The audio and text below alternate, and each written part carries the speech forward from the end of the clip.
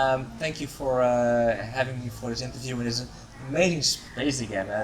Just love doing interviews. I'm coming in this great homestays, hotels, pools. You know, it's quite a perk for me to having interviews with entrepreneurs like yourself and a beautiful location like Bali.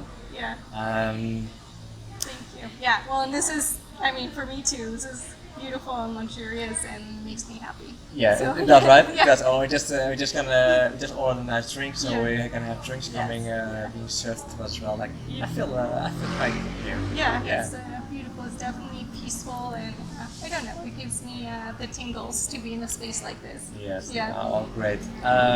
Well, the reason that we are here is because you are an entrepreneur living in Amsterdam. Yes. You have your own business there, Yeah. and you are now basically on a workation or to work on your business in Bali. Yes. How many months are you gonna be here? I'll be here 2 months.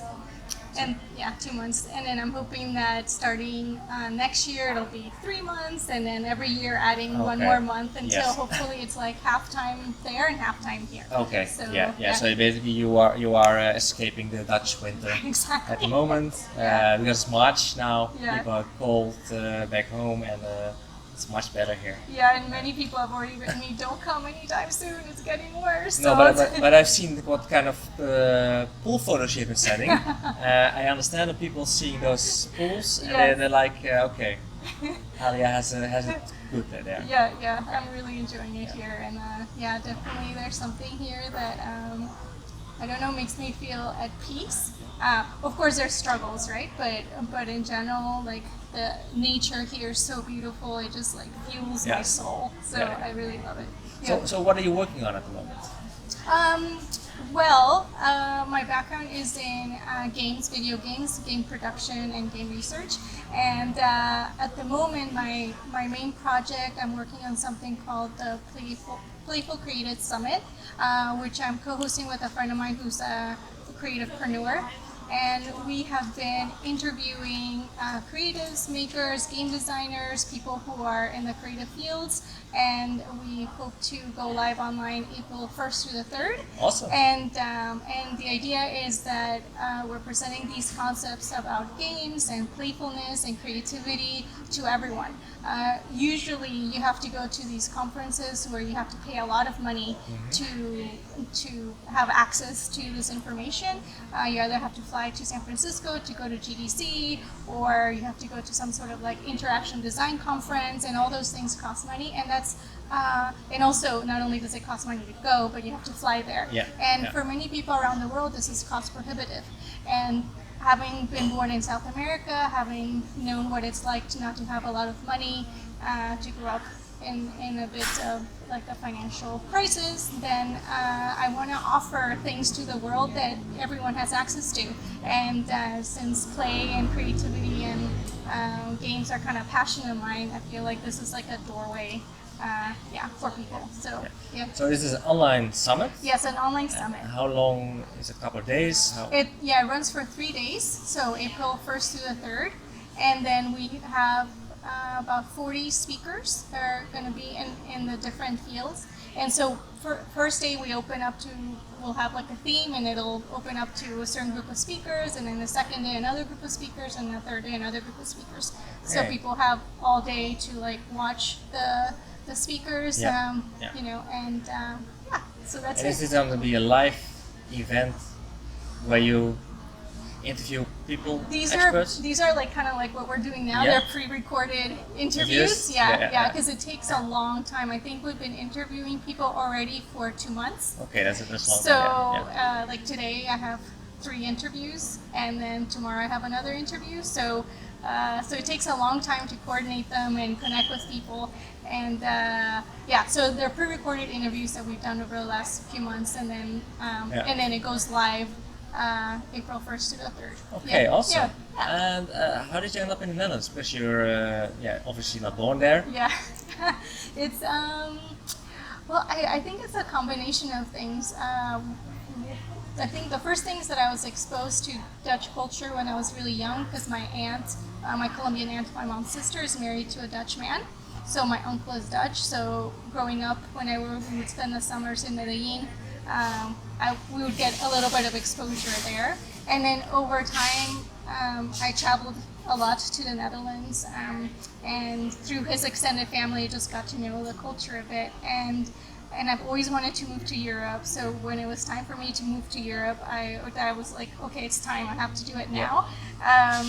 I looked at different countries, and I try to be I try to not be biased. I try to look at my other options, right? I looked at Belgium, I looked at Finland, I looked at Germany. I knew I wanted to be in the north. Oh, I hear the noise. Yeah, they're making our drinks. Yeah, they're making our drinks. But the truth is that when I went to like visit the Netherlands again and kind of to feel it out, then it was just in my heart, and I was like, okay, there's no thinking about it really. It's like a heartfelt thing. It just felt like home, and then I applied for the Dutch American visa because I also have a U.S. passport. Okay. And then I got it, and then I just moved. I actually moved first, applied for the visa, waited to see if I got it, and then I was like, okay, I'm here now. And I'm in Amsterdam. Now I'm in Amsterdam. Yeah. So you just said that you knew it was time. How did you know it was time to move to Europe? It's a great question. Is the way I do everything, I really follow my intuition. So I'm a very intuitive person, and I just sort of like, I don't know if it's a voice. I don't know how I would explain it exactly. It's like a compass. I have an internal compass, and it just speaks to me about my decisions and what needs to happen. And I just have this feeling about what I need to do and where I should go next. And she just said to me, I call her she. She just said to me, hey, you've always wanted to do this. I've always had this dream since I was a kid in Colombia. Like I never had this feeling. Like a lot of people in Latin America want to go to the U.S., even though I did live in the U.S., but that wasn't my dream. Even when I was really little, I was trying to learn French, and my feeling was like Europe.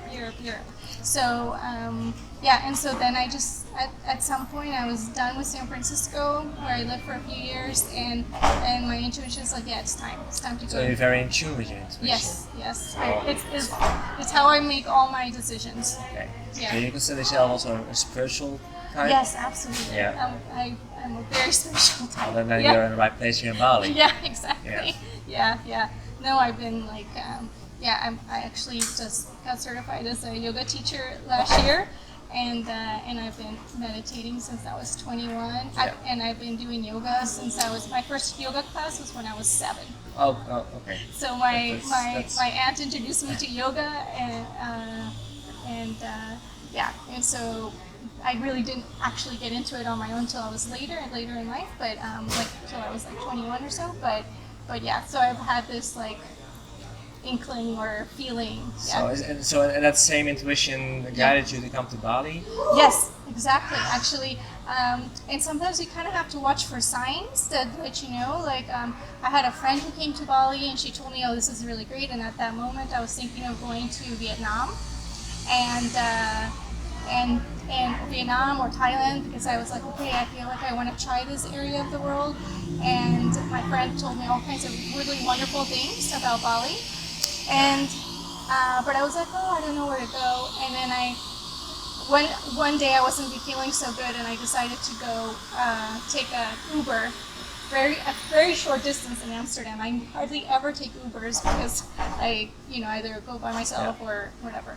But I was not feeling well. I was like, okay, Alyea, you can take an Uber today. It's okay. And the Uber driver had been to Bali, and the whole time he's like showing me pictures. He's like, and you can go hiking, you can go this, and you can go this. I'm like, okay, I hear the message.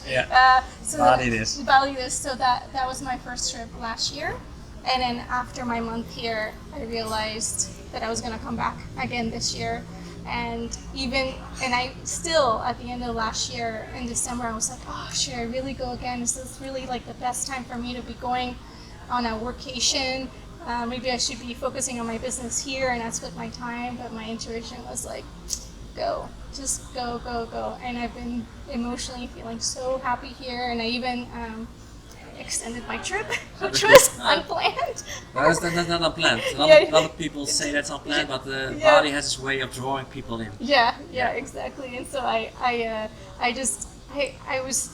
I knew it kind of when I booked my flight there that I might stay longer, but my mind was so engaged that it wasn't, I was, yeah, I had a lot of thoughts about all the work I needed to do at home, and so I didn't, I wasn't really in that moment, I was not in a space, and then here, well, all those thoughts are too far away, so I could really hear myself even clearer, and then I was like, okay, just do it, so I did. Yeah, awesome. Yeah. Oh, you have to be back then before the summit, or you No, can run it online? Yeah, it's online, so I'll run it from here. Yeah, nice. And then it'll be automatic, so it'll be online, and there's not much for us to do really. All the work for the summit, whenever you do an online summit, comes before. Okay. Yeah, so we've been meeting for months, and then there's the interviews, and then right now in March is sort of like our push to let people know about it, to share it with others. So yeah. Yeah. Nice. Yeah. Nice. Okay, so Bali is the great spot for you to be. Yes, exactly. Yeah. Okay. Well, also Amsterdam. You didn't pick Amsterdam. You picked Amsterdam for a reason. Yeah. So how is it? I have no idea. I'm from the south part of the Netherlands. Yeah. How is it to be an entrepreneur in Amsterdam? Well, I think I like it. There's definitely a lot of groups of entrepreneurs in Amsterdam, so there's a lot of co-working spaces and places to go, and I really like it. Also, the municipality of Amsterdam offers free co-working spaces that you can go to. They're sponsored, so if you are not yet at a place where you can pay for co-working, they have that there. And that's awesome. Of course lots of meetings, and you just kind of have to find your space. I happen to be part of a co-working space that's for creative people. It's quite small, it's really cute, intimate connections. It's not like a big thing, and I really like it. And I also found it, I think it's like anything, you find those cool places through connections, through people that you meet. So did you find your own community of entrepreneurs? Yes, I think slowly but surely it's happening. Again, with my intuition, I was watching this online summit and I saw this one speaker now, and she really captivated me, and so I thought, okay, let me find out what she's about. And then she had this group of online entrepreneurs, so signed up for the membership, and within 2 weeks of being there, I posted that I was new and that was newish to the Netherlands, and that I was looking for a group, and someone responded saying, oh, we have one in the Netherlands, and then I started going to that group, and then from there everything sort of blew up and made really wonderful friendships with different entrepreneurs. I'm in a Mastermind Group. It's been really, really great. Yeah. The Mastermind Group is, how many people are in the Mastermind Group? There are 6 of us. Yeah, in that, and we meet monthly, and then we share our struggles, our difficulties, our wins. Yeah. We have a special WhatsApp group. We support each other with hey, I just created this landing page. Can you check it out for me? Or I've switched my services to this. Can you give me feedback? So we're sort of like a small, I don't know, maybe in the startup scene, a small little incubation hub for ourselves. And we support each other, and when we meet, we also train each other, so we all have different skill sets, and we will give each other trainings on different things that we do. Okay, nice. Yeah, so the last time we met, one of us gave a training on branding, and then I play tested a game that I had designed for a nonprofit in the Netherlands. So I had them play test it and do all the exercises and to see what I needed to switch and balance to make the game better. And so it's like this. Yeah. Nice. But what is for you, because I'm doing these interviews to, of course, to showcase how it is to have a tribe or community as an entrepreneur, expat, entrepreneur. Because we have a lot of people in the Netherlands who are solopreneurs or ZZP'ers. Yes, yeah. How is it for you to have a community? Oh, well, I think it's essential. And I don't think you have just one community. I personally think that depending on your personality and the different interests you have, that you have many communities that you belong to. So there's my small communities of my mastermind and my co-working space, right? Then I have another community of like more loosely like bosses in Europe. Now I've just joined the community here with Big, in the tribe here. And I'm also part of another online community that's with creatives. I don't have like a ton, but they're just some that I really kind of like focus and connect with, and you get value out of them. Yeah, I get value. And then there's one kind of community that's for entrepreneurs, but it's a bit more on like the spiritual side. So like and so I think it's essential. It's essential for support. It's essential for learning. It's essential for connection, for relationships, also for work. I like most of my work comes from the people I know. Like it's not, I mean, you can let people know things, but really, today I was. Because of the summit, I'm starting to think about, okay, who do I know that I can email and let them know? And I looked at all my contacts over 3 emails that I've had over the last years, and I knew so many people, and I thought, oh my gosh, we meet so many people in life, and so yeah, people I think are the core, the source of like what we do as entrepreneurs, So, yeah, cool.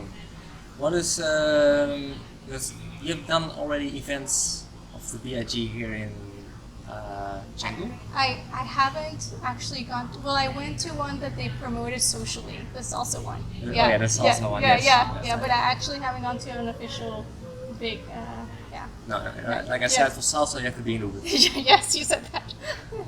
Yeah. Okay, so tonight's going to be the first one? Yeah. Mm-hmm. Okay, any expectations about it? Do I have expectations? I suppose I have my expectations that I'll meet fun, interesting people. Yeah. Like with all the communities network events that you have around. Yeah. Great. So, who has been inspiring to you? Oh, wow. What has been inspiring to you to go on this path? On this path? This is interesting. Who has been inspiring? I think there's been many people who have inspired me in different ways, personally and like with work. I don't think I can say, okay, this one person has been like my ultimate inspiration. I think in my personal life, like my grandmother was inspirational to me. She was the one that taught me about games. My mom has been inspirational to me because she knows the value of work, and she worked like crazy to create the life that she wanted for herself in a place in Colombia where things were really hard, so she's like a force to reckon, so I admire her for that. My aunt also, my mom's sister, because she's someone who's self-educated, knows so much, and is so wise.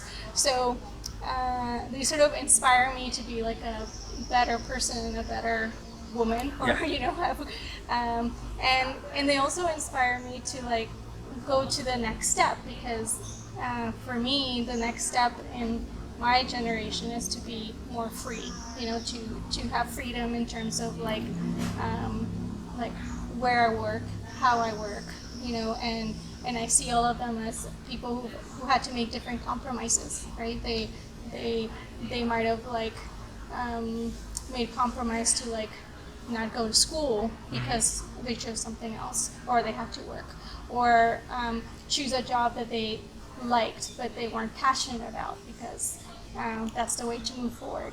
And I guess I want to live a life that's not compromised at all. Okay. Yeah. Okay. So what is your why? My why? Like why I do things? Yeah.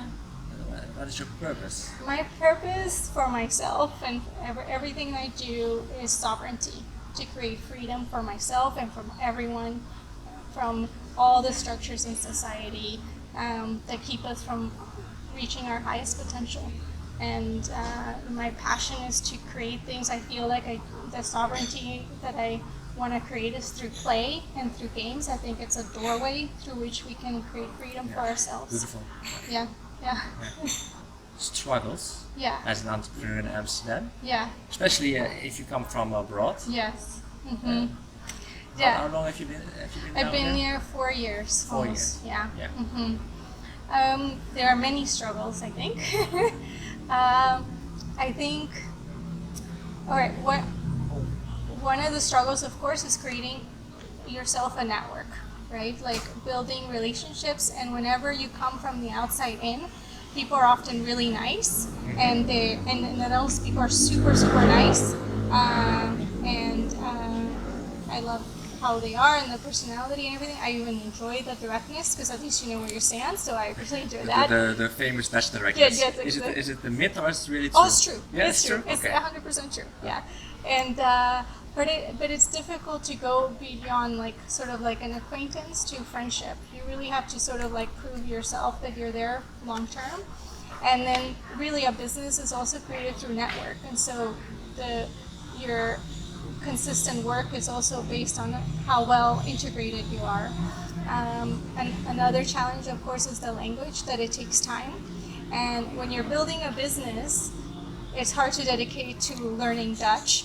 But I've had a couple of work opportunities that I couldn't take because I wasn't fluent in Dutch yet, right? So you're building a business, so you have to put all your energy in that.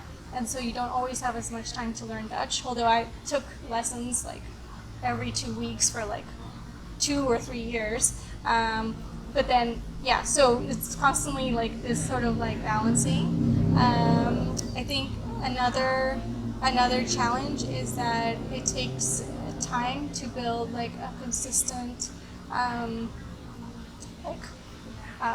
client pipeline. So like work that's coming steady, you know, like it's sometimes it's like very feast and a very famine, you know, and so that can be a challenge, like planning for that, like how do you plan for the times where there's there's like the valley, and what else can I say is a challenge? I think really, really, really, really have to be the kind of person that prefers the freedom over the consistent paycheck. So like, if you elaborate on that? Yeah. So some people really find safety and happiness in knowing that if they go to work for someone, regardless of whether they completely love everything they do or not, they can trust that every month on the 30th they get a paycheck, or depending where you live in the world. Yes. And that's what they need. But for entrepreneurs or people like myself, I much rather go through the feast and famine valleys than have to show up to a job where I have to be there 9 to 5 and get a paycheck. That would be like death to me. And for other people, the ups and downs that I go through, because you do go through ups and downs, it's not always smooth, especially when you're going to a growing spurt or something, you're going to a next level. Then people like, they would die if they're like, no, that's too scary, right? And I much rather have that life. That feels safer and more freeing to me than a consistent paycheck. Yeah. Okay. Yeah. Clear. Yeah. So the struggles that you faced. Yeah. How did you overcome them? What did you need? Yeah. To stay motivated. Yeah. To not give up. Yeah. I think there are two things that I think have kept me going. The first is that I have a very consistent like playful practice every morning. So that means that I have a range of 10 things that I can do in the morning that make me happy and joyful. And I pick from those 10 every day, and I do 2 or 3 of them just to get my mindset and my mood in the right kind of. What makes you happy? Different things. Sometimes dancing to a song. Sometimes like I do like rampages of appreciation where I just think about like what I appreciate. Sometimes it's a piccolo or a cortado, you know, my coffee. Sometimes it's listening to an inspirational talk. Sometimes it's meditating, a bit of yoga. Yeah. So like a variety of different things. Coloring, so I like to like draw color. And doodle, that makes me happy. So having that is really important because if something happens in the day that is very difficult, I already have a certain type of mindset that sets me for the day. The second thing is definitely having like a community and network of people that get you, that know what it's like to go through those journeys of having a really hard time. Like with my friend Sandra, like I was having a small freak out moment 2 or 3 days ago because I'm leveling to a new way of working now, and I was like, oh, help. But it's just so nice to have someone to reflect, to let you know, to remind you of your capacities, to remind you of your value, to remind you that you can do it, that you can try, that's going to be okay, that you've done it in the past. It's not. So I think those two things. I mean, like some sort of personal process, and then also having people that care about you, that want you to succeed, that you can talk to when you need them. So yeah. Yeah, awesome. Yeah. So you created habits for yourself. Yes. And combined with the support of the community. Yeah. That kept you motivated. Yes. And basically it's making you successful. Yeah. Well, yes, I think it's making me successful. Yeah. Yeah. Yeah, for sure. Yeah. Yeah, awesome. If you're gonna look back at this year, Yeah. What are you gonna look back at and is gonna make you proud? I think what would make me proud is to have had that if I had created a community of people that enjoy the things that I've created and who I have built good relationships with. So not just clients, but like just people around the playfulness, creative fields who are excited about it, who see the possibility of it, and I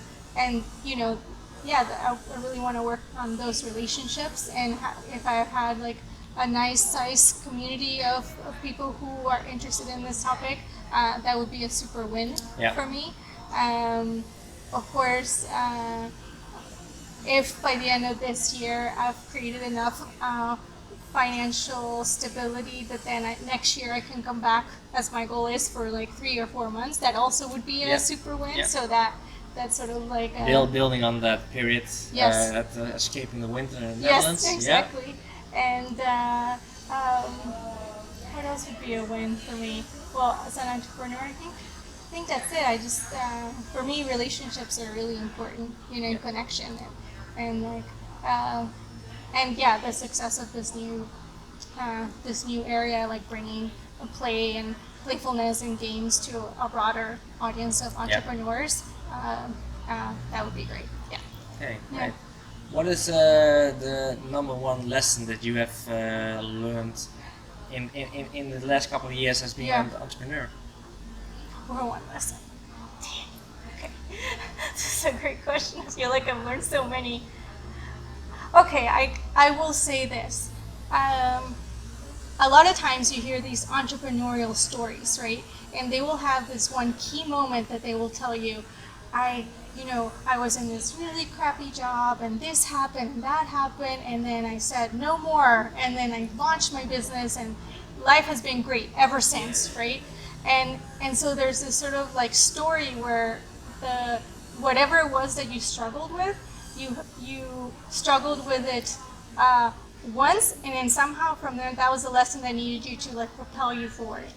And I find that to be a lie. Because my experience is like, yes, maybe there was like a key moment that maybe launched you, but my lesson has been like there are so many moments where you have to overcome things at different levels, either emotionally, mentally, financially, like relationship-wise. It's a constant evolution. And this idea that you just overcame this one thing is not true. And so that would be like my one lesson, that it's a constant evolution and there are always new obstacles. I think what happens is that you just get better at dealing with them because you're just like, oh yeah, I've been here before. I mean, at a different level, but I know what this feels like, So, Okay. yeah. Okay, cool. What is with all the knowledge, what is the number one advice you want to give people who were like, I want that lifestyle as well. I want to live 3 months a year, or 4 months, or 5 months, or 6 months a year Yeah. in Bali or wherever, and the rest in Amsterdam. Or I would say if it's something that you are being called from your heart, or yeah, just do it. Like, don't let time go by. Just jump in and do it, and also put the work in to make it happen. Right. So if you are interested in having this kind of lifestyle, like, figure out what you're good at, and then figure out how you can make what you're good at more available to more people that are not dependent on you being on one location. Find people who can coach you, help you, so it's a bit like, jump like with your intuition and your heart, but then also you got to put in the time and the energy towards it, Yeah. so and it's really rewarding, like even us having this conversation here, and like Yeah. the wind is blowing, we're like in the midst of these beautiful garden, like, my heart is open with joy, but I didn't do this overnight, right? It didn't happen overnight. I've been working on this for like 4 years to get to this place, and still I'm working towards Yeah. inching my way to it. So you have to do it by steps, Yeah. but just do it. Yeah, and yeah, and that's maybe and that's where the Instagram photos Yeah. maybe are a bit overlie, Yeah. because that seems like it's instantly, but it's Yeah. a path. It's It's step by step. It's a path, yeah, it's step by step, and I think, I think, it takes work to create the life that you want. But I want to be cautious about the word work, because some people can feel like it's like struggle. But I don't mean work. I mean more like focus and effort. Like, it takes putting your focus and your effort in a certain direction in order for that to happen. And it may not feel like work when you're doing it, because your passion and energy is in it, but it still takes that time. And also, it takes commitment to wanting that kind of lifestyle, because there are going to be many things that come in your way that you're not going Yeah. to like, or like something simple, right? Like, I'm here with my friend Sandra, and we had to find a place to live, right? So, and we had to find a place to live for a month that was nice for a reasonable price, right? So, yeah, you can look at Airbnb, but I know from experience being in Bali, the best way to do it is you just gotta go walk a street, knock on doors, and do it, right? So Hands-on mentality. yes, exactly. So then, we got dropped off where my intuition said we would find a place, and then we just started going, and like going to every single villa, every single place. You gotta, you have to be that committed. Like, I had to be that committed to finding the kind of place that I wanted, for the price that I could afford. And so we had to literally walk the street, right? So I think this is like a little bit of a metaphor of what it takes to do it. And so, yeah, sure. Now, if you see my Instagram, I have this picture of this beautiful villa, but like, you don't see that it took us 4 hours in the heat with an umbrella, going to different houses to find it, Yeah. So, so I think that mirrors what life really is like. Yeah. Awesome. Great. Yeah. Thank you so much. Thank you so much. I It's loved been really chatting fun. with you. Yeah, thank you And, so much. Good luck, and I hope to see you every year 1 month longer. Yes, I would like that.